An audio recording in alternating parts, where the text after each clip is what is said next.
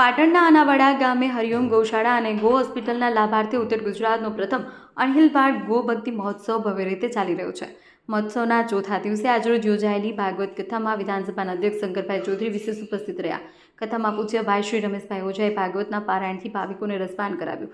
પૂજ્યભાઈ શ્રી રમેશભાઈ ઓઝાએ વ્યાસપીઠ પરથી વિધાનસભાના અધ્યક્ષ શંકરભાઈ ચૌધરીને જન્મદિવસના આશીર્વાદ આપ્યા. આ પ્રસંગે વિધાનસભા અધ્યક્ષ શંકરભાઈ ચૌધરીએ જણાવ્યું, પાટણની પવિત્ર ધરતી સરસ્વતી માતાના પટાંગણમાં કાર્યક્રમ થઈ રહ્યો છે. એક પુણ્યનું પ્રગટ્યું હોય તેવું માનું છું. ગાય માતાની સેવા માત્ર આપણે કરીએ છીએ તેવું નથી, પરંતુ તે જીવનનો આધાર છે. માટીનો ખોરાક છે.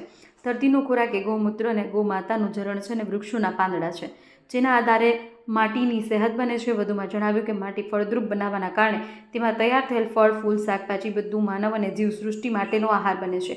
ગાય માતાનું દૂધ માત્ર નહીં, પરંતુ દરેક વસ્તુ માનવ અને સમગ્ર જીવસૃષ્ટિ માટે કલ્યાણકારી છે. આવા સુરભી મહાયજ્ઞનું આયોજન કરી ગૌમાતાના પાલન માટે જાગૃતતા વધે તે માટે અભિયાનમાં હું અભિનંદન પાઠવું છું. આ પ્રસંગે મહોત્સવમાં સમગ્ર કથાના મુખ્ય દાતા ચેતનભાઈ વ્યાસ તથા નરેન્દ્રસિંહ જાડેજા, હુડકોના chairman KC Patel, APMC chairman Snehalbhai Patel સહિત મોટી સંખ્યામાં ગૌભક્તો, સંતો, મહંતો, આગેવાનો ઉપસ્થિત રહ્યા. Report news of Patan, Rajubhai D Patel.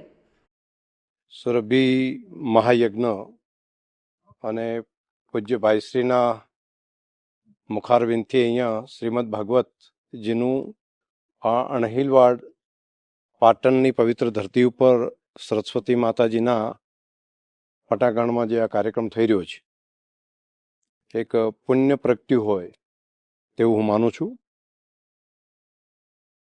ગાય જીવનનો આધાર છે. ગૌમાતાની સેવા માત્ર ગૌમાતાની સેવા આપણે કરીએ છીએ એવું નહીં, પરંતુ એ જીવનનો આધાર છે. માટીનો ખોરાક, ધરતીનો ખોરાક એ ગૌમૂત્ર અને ગૌમાતાનું ઝરણ છે અને વૃક્ષના પાંદડા છે, જેના આધારે માટીની સેહત બને છે. અને માટી ફળદ્રુપ બનવાને કારણે તેમાં તૈયાર થયેલું ફળ, ફૂલ, શાકભાજી એ બધું માનવ અને જીવસૃષ્ટિ માટેનો આહાર બને છે. એટલે ગાય માતાનું દરેક વસ્તુ, માત્ર દૂધ જ એવું નહીં, તેનું જીવનનું દરેકે દરેક વસ્તુ એ માનવ અને સમગ્ર જીવસૃષ્ટિ માટે કલ્યાણકારી છે. આવો કલ્યાણ યજ્ઞ, સુરભી મહાયજ્ઞનું આયોજન કરી ગૌ માતાના પાલન માટેની જાગૃતતા વધારે આવે તે માટેના મહાઅભિયાનને હું અભિનંદન આપું છું.